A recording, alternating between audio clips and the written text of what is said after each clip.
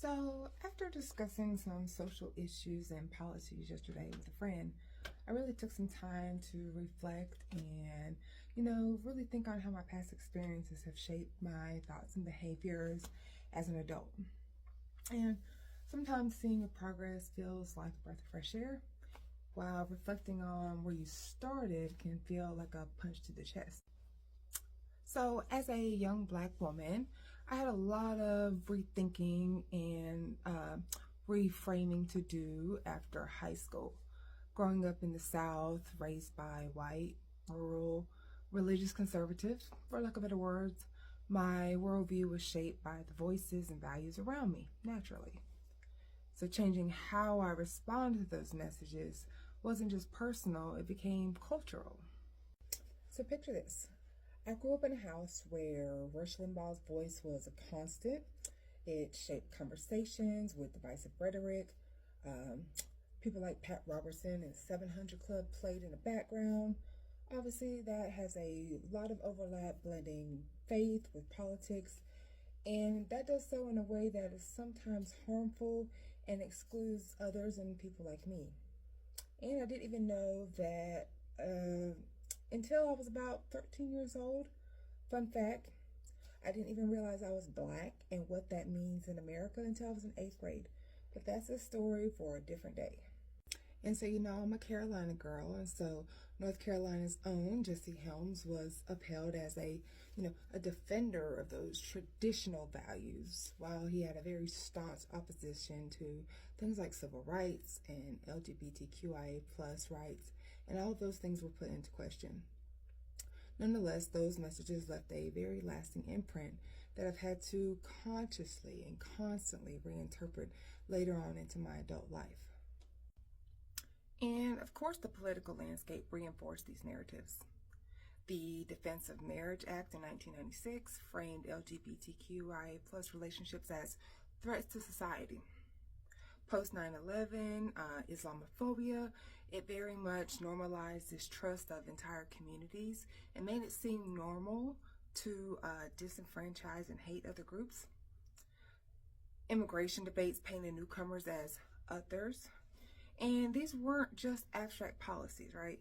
They were heavily, heavily imposed upon us as a way of life. And to reject them was seen as being anti-patriotic or anti-American. And this occurred while we were, of course, required to do things in school, like recite the Pledge of Allegiance and sing, "My country 'tis of thee," nearly every morning throughout my K through 8 education. Talk about indoctrination. And even cultural moments like Mel Gibson's The Passion of the Christ from 2004 carried weight. It was treated as an essential viewing by anyone that went to church, it seemed like. But, looking back, we know that its anti-Semitic undertones and graphic violence left, a lot of us questioning what it was teaching about faith and humanity. And by the time the 2008 economic crash had hit, the recession, as you all might recall, especially millennials, geriatric millennials such as myself, by the time that hit, the cracks in the narrative were more than ever present to me. And some would say this is what radicalized me, as the youth on TikTok seem to be saying.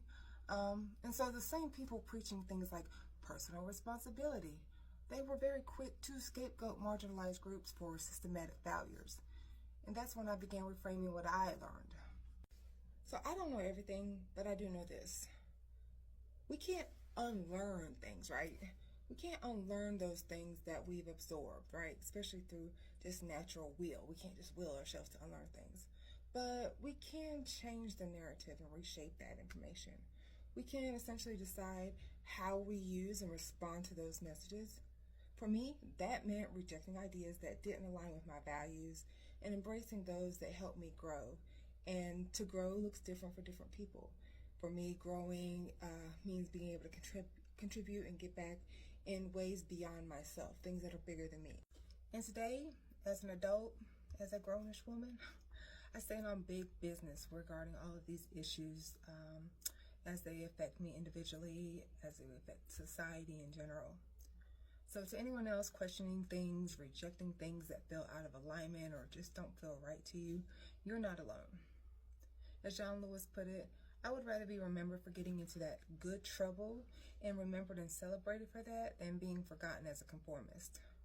You know, it's important to remember how you'll be received looking back as far as on the right side of history. Now, reframing is an act of self-love, and it's not easy, but it's necessary. Also, rejecting what doesn't feel good or right to you is an act of self-love. And so it's okay to question, to reinterpret, to grow. The person that you're becoming is totally worth it.